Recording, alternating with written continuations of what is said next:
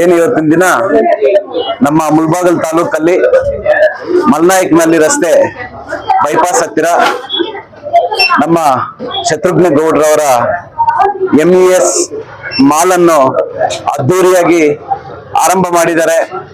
ಅವರು ಆರಂಭ ಮಾಡಿರೋದ್ರಿಂದ ಈ ಸುತ್ತಮುತ್ತಲಿನ ನಮ್ಮ ಮುಳಬಾಗಿಲು ತಾಲೂಕಿನ ಹಲವಾರು ನಾಗರಿಕರಿಗೆ ಕೆಲಸನೂ ಸಿಗುತ್ತೆ, ಅವರ ಜೀವನನು ಇದರಿಂದ ನಡೆಸಬಹುದು.